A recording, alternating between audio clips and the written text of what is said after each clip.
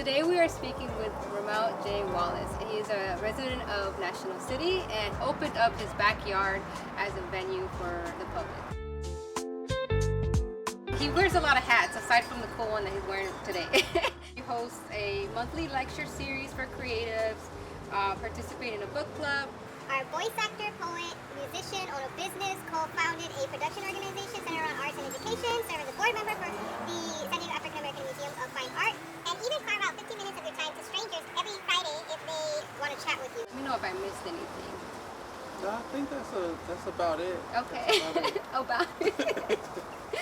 So today I'd like to talk about your backyard and how fruitful it has been since you started offering it to the public as a venue space. And first and foremost, can you tell me about the types of gatherings you've been trying to host here?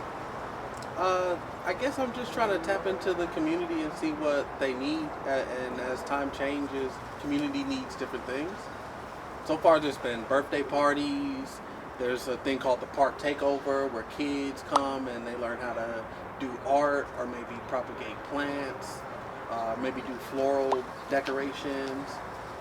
There's been kickbacks like a house party type of vibe. I saw a video on that. It was pretty fun. Oh, it was cool. All sorts of things, but it's always just tapping in the community and seeing what is needed more than what I really want to do. Is your backyard open to the public for free, or is it like, are you accepting Yeah, donations? mostly for the public for free, but if you like sell them a bunch of tickets or something, then we'll just talk about how we can make things work.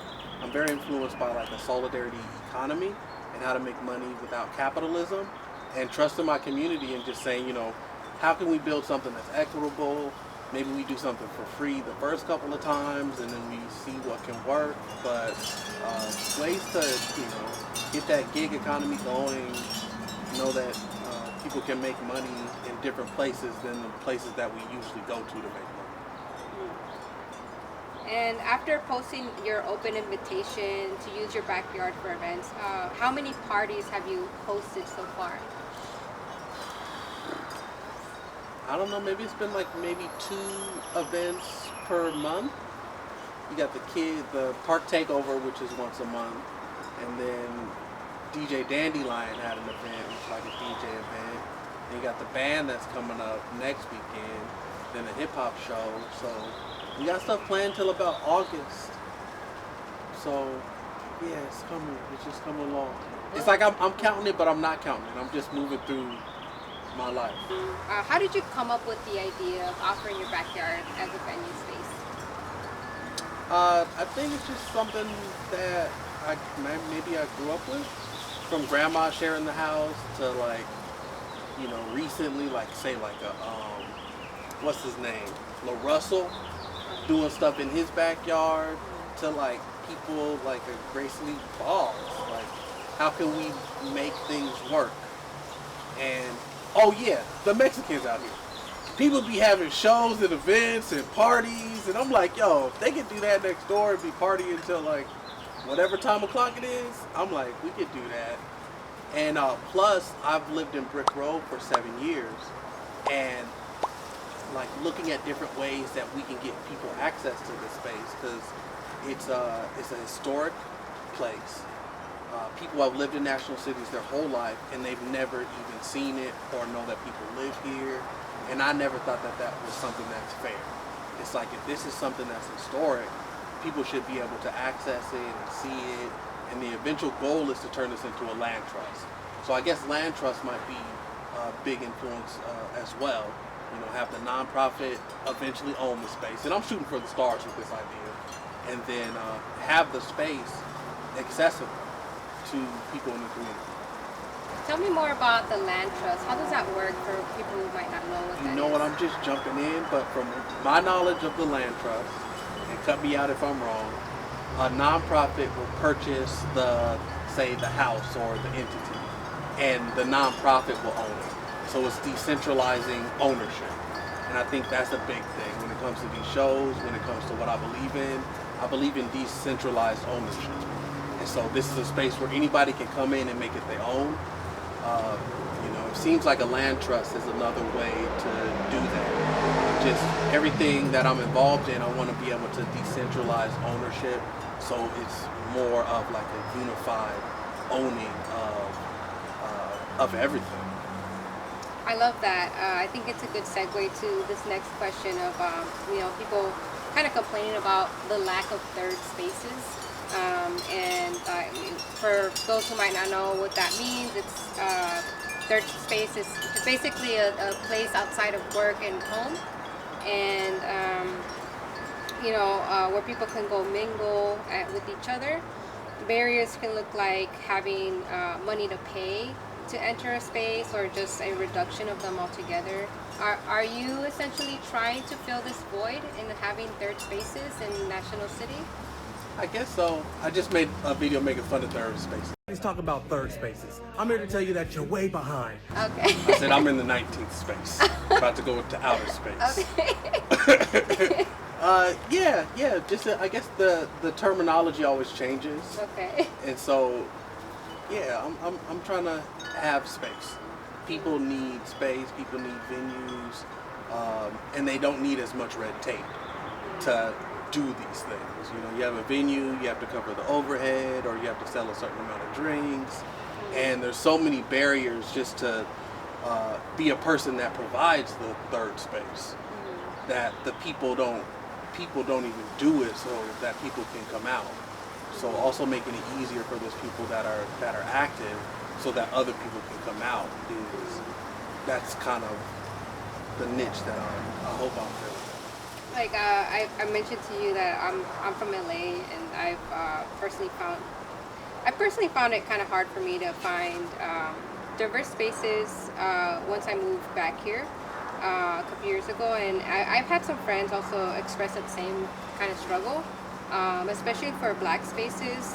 Has there also been a challenge for you specifically, and if so, I'd like to hear ways you might recommend other Black folks to find community within each other in South Bay. That's a great question, and I've lived in San Diego my whole life, and finding other Black folks has always been a struggle. I suggest connecting with the organizations. Like, I'm on the board at the San Diego African American Museum of Fine Art, and they might have different events that you can go out to, checking out Black San Diego, and just bringing those people to where you're at. Like, I'm in the South Bay, I might invite people out here, to meet each other. And so, but I was gonna also say finding the Blackness that's within other people. A lot of people have Blackness within their culture that they don't recognize or that they don't see. But Black folks, we see when you Black. We know our history. We know a lot of the slaves went down to South America. We know families lied to each other, and so we can kind of see the connections that a lot of people don't see. And we're aware of that, but a lot of other people ain't aware of that. But we know you Black. We know when somebody Black. We might not tell you, but we know. I think that's a good point in recognizing the Blackness in yourself, and not trying to deny that, because why are you denying it in the first place? Oh, it's so interesting. The disconnection of that someone doesn't associate it with upward mobility. Right. Or historically their family might not have seen it connected to upward mobility. So they've discommunicated it from their family and their lineage. And there's a hurt to that. We see it. We're part of that. And a lot of people end up leaving San Diego, not just because the prices are high, but also because of that feeling of being disconnected. You host CreativeMornings, which is a monthly breakfast lecture series. Yes. For creatives, and you are the first Black host for the Creative Mornings. How has your identity influenced those meetings, if at all? Well, I'm the first Black host, but I am only the second host of Creative Mornings out here. But I am the first Black one. I guess it's changed in the identity of 2017, creative meant white. You were white, you worked at an agency, it was a certain thing. And I always felt odd about this distinction of what a creative is. I knew so many creatives that were in healing. I knew so many creatives that were in social spaces, storytellers, rappers, poets. And so Creative Morning started out as focusing on the creative agencies. And I kind of took it to this space where it was looking at all the other creatives as well. And so we've had different people from death doulas to spoken word poets, architects, all sort of different creatives, and looking at creativity as care, or care as creativity. Like one of the most creative things that you can do is actually care about someone. And so it's been awesome. It's our 10-year anniversary. I've hosted 50 of them. A lot. And so it's been a blessing. So many dope voices, so many kind hearts, so many amazing stories. Okay, I'm gonna squeeze another question in. Okay, let's go for it. Let's go for it. You know, I read that you have some experience in education, over 6 years, and I wanted to kind of talk about how you're able to reach younger audiences. You definitely have like a very strong social media presence, for example. You're really funny online. Like, thank you're you. hilarious. I'm not as funny in person. I disagree wholeheartedly. But yeah, like I think that there's a warmth in you that I think, at least personally, I think younger generations find charming. Like, has that been influenced by your background in education? You know, or like, are there ways that you've used that background to kind of reach younger audiences now? I guess so. I worked at Primetime for 6 years. What is that? It's an after-school program, Okay. and it's free. Childcare is so expensive. It leans towards like single-parent houses and military houses as well. And so you meet so many kids, and then you end up talking to the kids, and you realize you're talking to yourself, and you realize how much adults and youth just we need to be given grace. And we're like big kids. It's really like are. we just learn how to hide a lot of our emotions. And so giving that grace to everybody, even to myself. I think one of my biggest powers is I'll go up there flawed. I'll go up there and do a flaw, and people will I think people will see it and say, if he could do it, then I could do it. Like, and I think that's a big thing. It doesn't have to be as polished as people present it. One of the next videos I'm gonna drop, because I like to do a happy sad.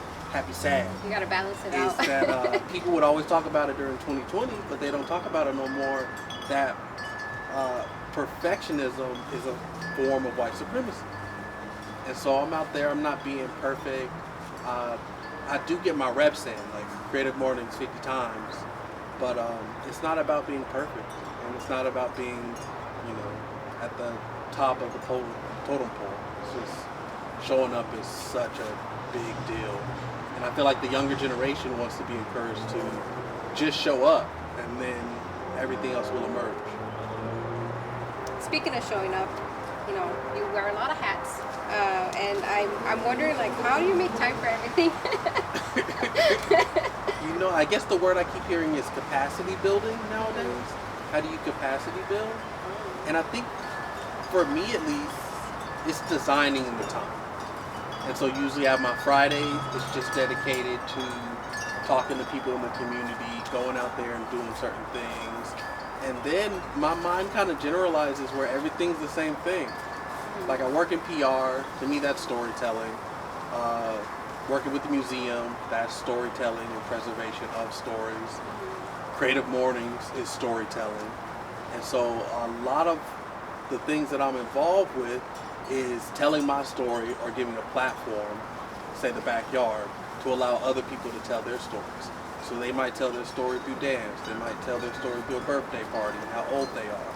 But it's kind of like everything is just the same thing. So it's like, oh, what you doing? I'm probably storytelling in all of it. Is storytelling like your favorite thing to do, favorite creative outlet? Would you say that's I don't know how anything is not a story. And I look at art as artifacts articulate our arteries. So the things that we create, the artifacts, they are an articulation of, you know, our blood, sweat, tears, identity. So it's like we're always trying to articulate who we are in some sort of way. And that is what the story is.